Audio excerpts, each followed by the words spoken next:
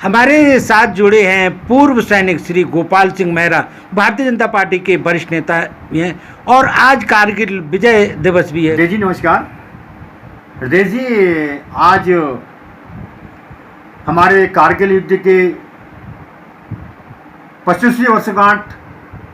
के रूप में मनाई जा रही है। ये जो कारगिल का युद्ध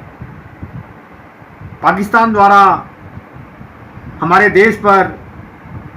30 मई 1999 को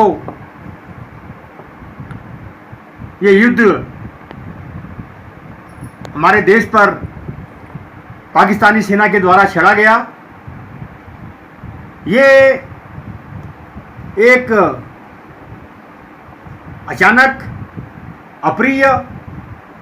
व अप्रत्याशित तरीके से हमारे देश पर पाकिस्तान के सैनिकों द्वारा ये युद्ध छेड़ा गया, जिस पर हमारे वीर सैनिकों ने अपने अदम्य साहस का परिचय देकर के पाकिस्तानी सेना के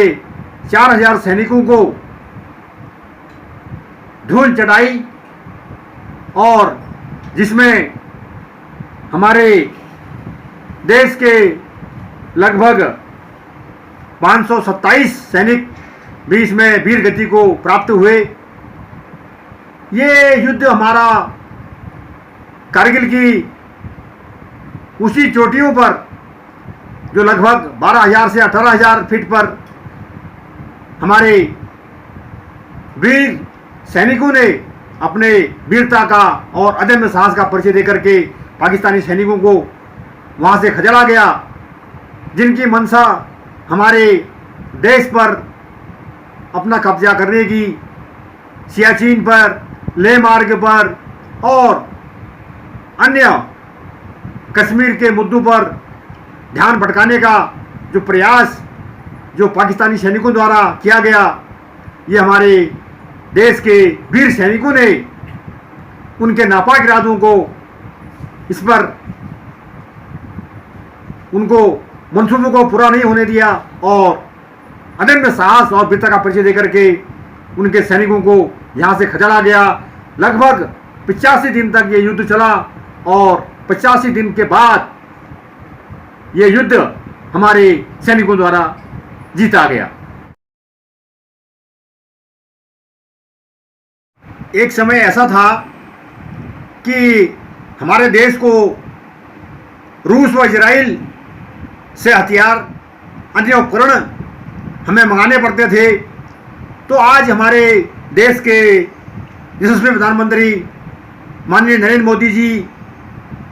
के अथक प्रयासों से और हमारे रक्षा मंत्री माननीय राजनाथ सिंह जी के अथक प्रयासों से आज हमें आवश्यकता है कि हमारा देश स्वयं आत्मनिर्भर बने और हमारे देश के तीनों अंगों को आपसी समन्वय की विशेष आवश्यकता इस पर है। 23 सालों बाद लगभग एक सीडीएस की नियुक्ति का ये प्रस्ताव हमारे देश में पारित हुआ, जिस पर हमारे प्रधानमंत्री जी, हमारे रक्षा मंत्री जी और हमारे गृह मंत्री जी सभी सुब्रमण्यम एक ऐसे उसका गठन किया गया, जिस पर ये प्रस्ताव पारित किया गया कि तीनों सेनाओं के ऊपर एक सीडीएस की नियुक्ति परम आवश्यक है और जिस पर ये कार्य शुभारंभ किया गया। और हमारे देश में सबसे जो महत्वपूर्ण है वो हमारे सेना और हमारे जो देश के सुरक्षा एजेंसियां हैं वो बेहतर इस पर कार्य कर रही हैं और हमारा देश इस पर अभी बहुत ही आगे जो है हम कह सकते हैं कि हर एक चीज़ आज हमारे पास उपलब्ध है। मैं अपने प्रधानमंत्री जी, अपने राजनाथ सिंह जी और अपने अमित शाह जी, मैं सभी का